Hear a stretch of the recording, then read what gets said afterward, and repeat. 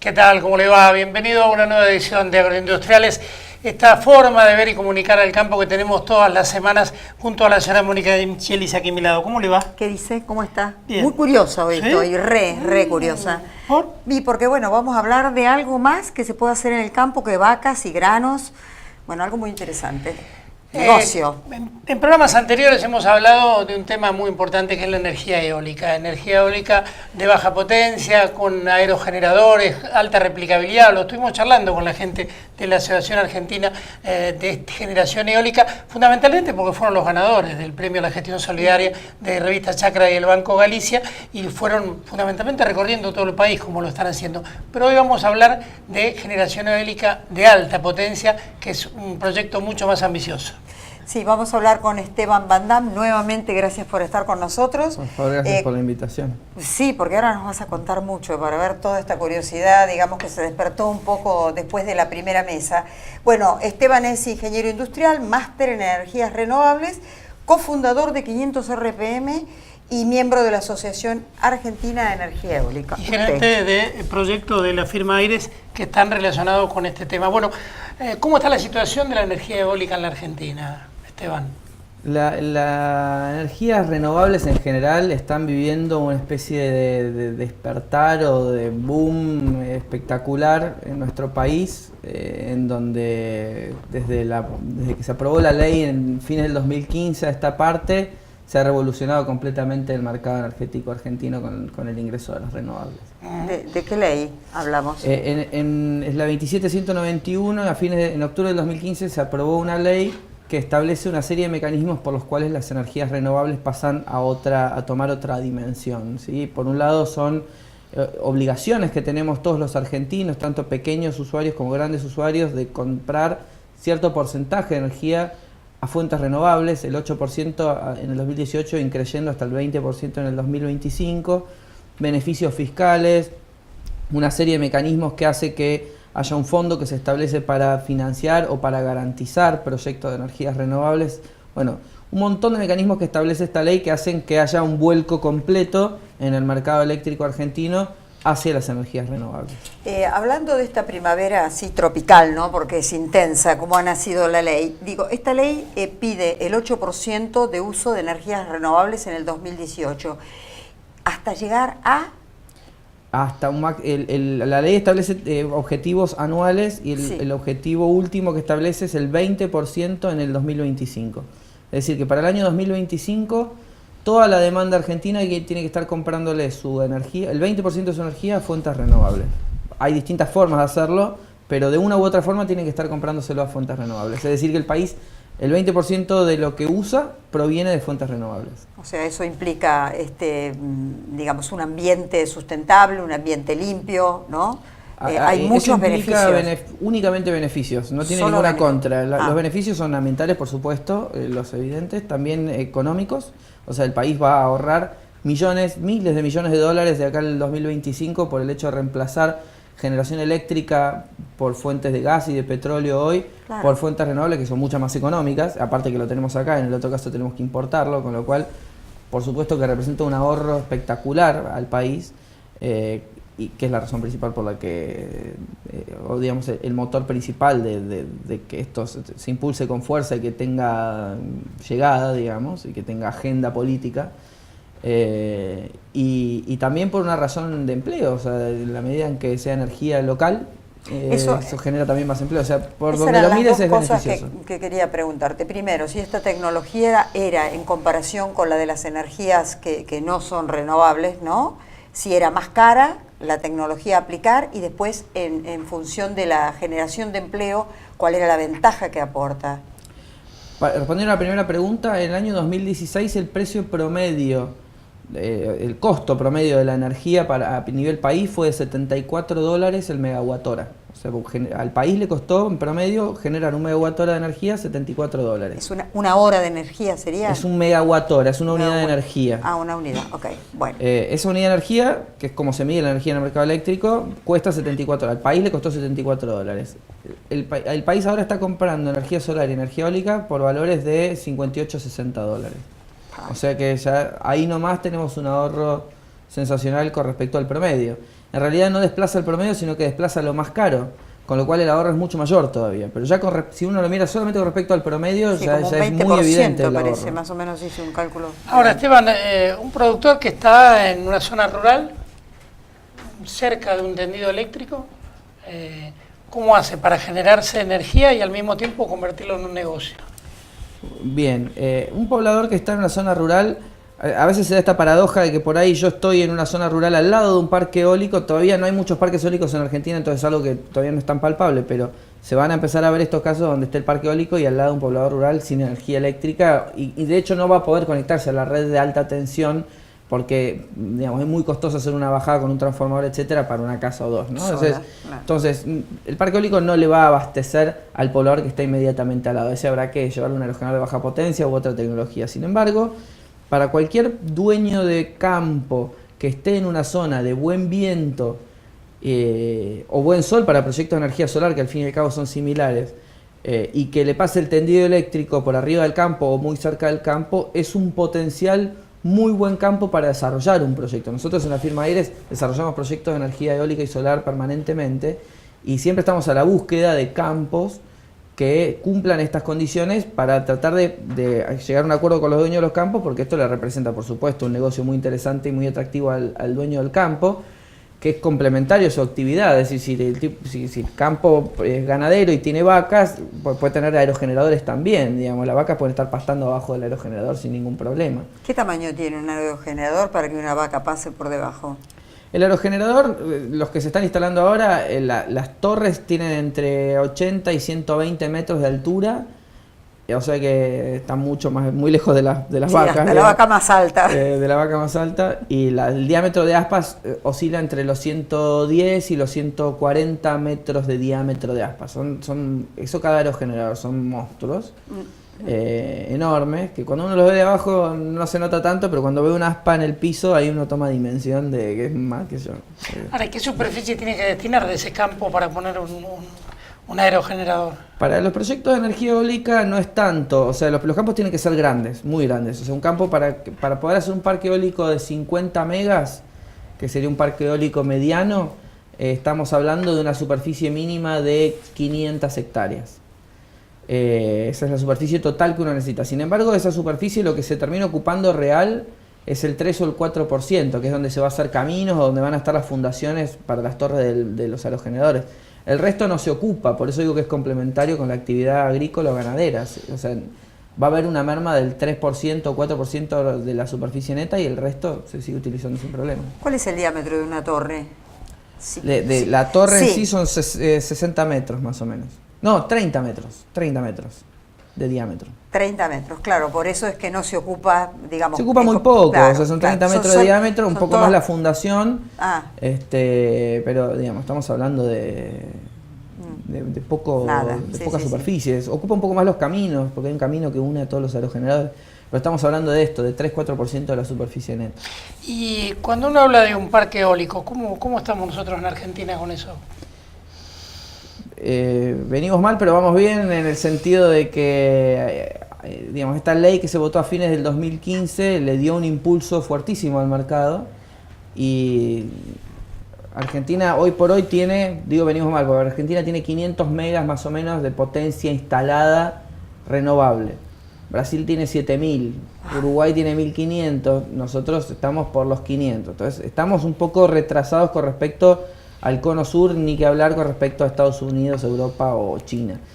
Pero la verdad es que el año pasado, basado en esta ley, hubo una licitación que se llamó Renovar, con una primera ronda que se llamó Renovar 1 y después Renovar 1,5 y acaba de salir Renovar 2. En Renovar 1 más Renovar 1,5 ya se adjudicaron casi 2.400 megas de potencia, que se van a sumar a los que ya están. Es decir que ya vamos bastante mejor. Son proyectos concretos que ya fueron adjudicados y que están ahora, muchos de ellos, iniciando su construcción. 2.400 y supera 5 veces lo que tenemos, digamos. Exacto. O sea, lo que se hizo en el último año, lo que se adjudicó en el último año sería el equivalente de 5 veces todo lo que tenemos, sumando todo lo que tenemos. Pero eso sería incluso una cuarta parte, una quinta parte de lo que vamos a tener, de acuerdo a los objetivos de la ley y lo que vamos encaminándonos. Pero, digamos, la ley es creíble en el sentido de que como es algo que ya digamos que es económicamente viable, porque por ahí 5 años atrás no lo era, las energías renovables 5 años atrás eran más caras que lo que son hoy, y entonces existía este discurso que uno escuchaba mucho de, bueno, pero ¿por qué vamos a poner energías renovables si son caras? Y en un punto era cierto, y lo que por ahí tiene que cambiar la mentalidad es que eso ya no es más cierto. Hoy por hoy las energías renovables son significativamente más económicas que la alternativa habitual de generar energía eléctrica con gas o con petróleo, entonces ya no tiene más sentido no hacerlo. ¿Y la Argentina cómo está? Ya nos contaste cómo está con respecto a Latinoamérica Sur, ¿no? Digamos, pero ¿y con respecto al resto del mundo? ¿Cuál es la instalación? Bueno, a ver, es casi no existimos en el mapa, si lo querés ver de cierta, pero como Latinoamérica en general no existe en el mapa, ¿no? Brasil empezó en este tema hace 7 años, 6, Uruguay hace 5, 4, digamos que son temas que en Latinoamérica son relativamente recientes, y en el mundo vienen en aumento permanentemente. Pero digamos, ¿el mundo qué porcentaje de energía renovable utiliza? ¿El 50, el 40? Cambia mucho según los países, pero hay países que tienen el 20, en Europa, Alemania anda cerca del 20, China viene creciendo espectacularmente, Estados Unidos también, entre 10 y 20% de los países desarrollados ya tienen. Ahora, una energía que, por supuesto, cuando uno habla de la energía tradicional, digo, a veces piensa que estamos hablando de recursos finitos, ¿no? Entonces, esto de llegar al 20%, en función del decaimiento o del decrecimiento que tienen esas materias primas, quizás esto vaya incrementándose. Sí, por supuesto. Si bien el petróleo todavía tiene para rato y estamos lejos de ver el fin de la era del petróleo, la realidad es que las renovables, hoy por hoy, el principal problema que tienen y el motivo por el cual es difícil superar esa barrera del 20% es que es una fuente de generación intermitente. O sea, uno tiene energía solar cuando hay sol y tiene energía eólica cuando hay viento, y sin embargo nosotros necesitamos energía eléctrica cuando la necesitamos, no cuando hay viento solamente.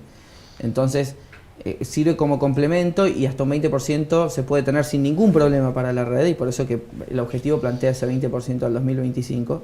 Pero también es verdad que la tecnología va madurando y va evolucionando y van generándose nuevas cosas que seguramente de acá a 5 o 6 años vamos a estar hablando y que van a superar estas barreras. Por ejemplo, baterías de litio.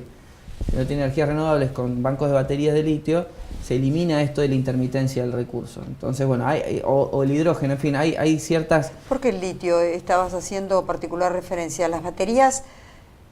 ¿Las de litio son como las que usan, las que tienen los celulares? Claro, pero que se están, digamos, la tecnología está madurando muy rápidamente a gran escala. Entonces, si un parque eólico pudiera tener, o un solar pudiera tener baterías de litio como compensación, uno tendría generación homogénea todas las 24 horas. Y pasaría a ser exactamente igual que una térmica. ¿Y cuál es la dificultad para tener esas baterías de litio?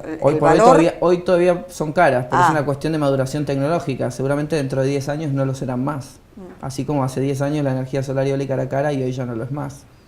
¿Cuál es el negocio en sí de armar un parque eólico? ¿Para quién lo arma?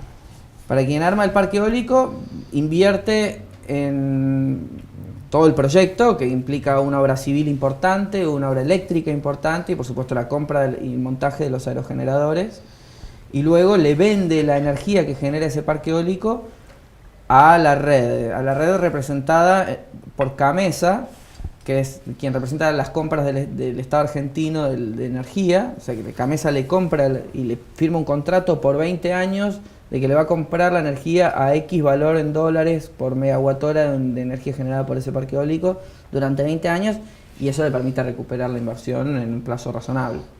Yo pensé que el formato, que había otro formato y que era permitir que se instalaran esas torres, digamos, como digamos en préstamo, o digamos que el dueño del campo lo que ponía era solo el campo, que las torres, hay otro formato, las torres... En realidad una cosa es el negocio para el que hace el proyecto, que es quien hace la inversión y quien desarrolla el proyecto, que es lo que les comentaba recién, y otra cosa es el negocio para el dueño del campo. El negocio para el dueño del campo es poner en arriendo, pero no es un arriendo, sino que es un contrato de usufructo, es un poco más fuerte que un arriendo simple, es un usufructo sobre el campo, y a cambio de eso cobra un canon anual que va a proporcionar la potencia que se instaló. Un valor de referencia hoy de mercado oscila en los $2.000 el megawatt de potencia. Así que si uno pone un parque de 100 megas en su campo, cobra un canon de $200.000 por año durante la vida, o sea, uno como dueño de campo. Va a tener que atender el teléfono, yo creo, después de esto. Sí, lo que pasa es que también generar 100 megas es una inversión Estamos importante. hablando de un parque eólico grande. La inversión no la hace el dueño del campo, la inversión la hace una empresa que firma un contrato de usufructo con el dueño del campo. El dueño del campo cobra eso únicamente si el proyecto se hace. No es que empieza a cobrar desde el momento en que firma el contrato. El dueño del campo firma el contrato y de ahí pasan unos años hasta que se desarrolla el proyecto, se ve si el proyecto tiene viabilidad o no, etcétera. Y si el proyecto empieza a construirse, recién ahí el dueño del campo empieza a cobrar un canon cuyo valor de mercado para un campo de 1000 hectáreas, que es lo que hace falta para un proyecto de 100 megas, 1000 o un poco más, empieza a cobrar ese canon. 1000 que abastecen a una ciudad de ¿cuántas personas? 80.000 personas, 100.000 personas más o menos, un parque de 100 megas. Una ciudad, sí. Una ciudad importante. Una ciudad medianamente grande, sí.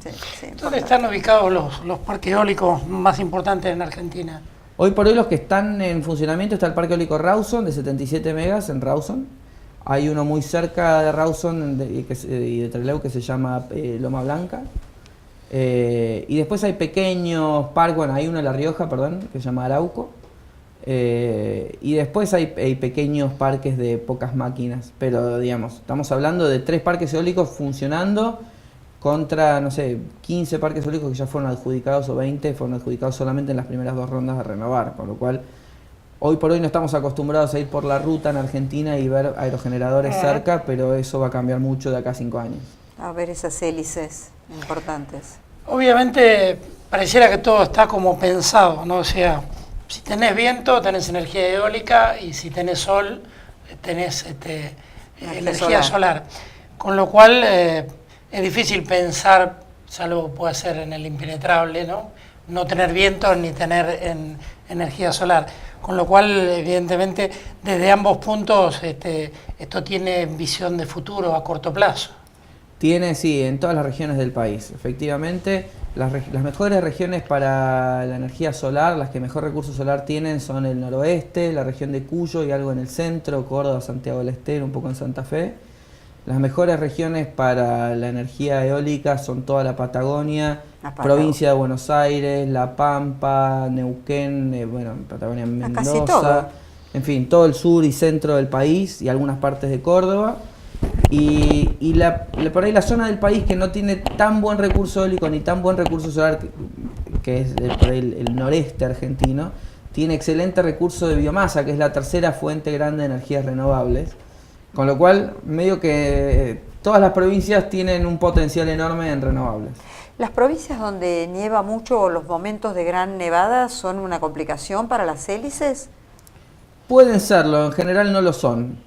Y la tecnología está más que probada. Vos pensás que los aerogeneradores provienen, los países que iniciaron el desarrollo de los generadores son países nórdicos, Noruega, estas que es de Dinamarca,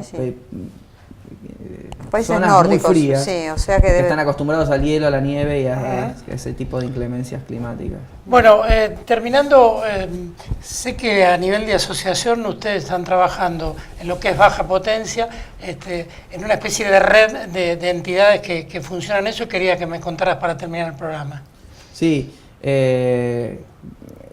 la Asociación Argentina de Energía Eólica y 500 RPM en sus temas de baja potencia trabajan mancomunadamente con otras 25 o 30 organizaciones de todo el mundo que utilizan el mismo diseño de aerogenerador, y por lo tanto hay una gran comunidad de transferencia de tecnología y de mejores prácticas y mejora continua en este diseño particular de aerogenerador, que es muy utilizado en todo el mundo, y un poco desde la asociación promovemos esta tecnología porque se puede transformar en una tecnología masiva en nuestro país.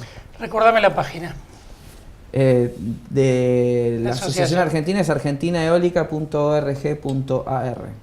¿Y el de 500R? De 500 RPM es 500rpm.org. Y bueno, para temas de alta potencia es renewables.com.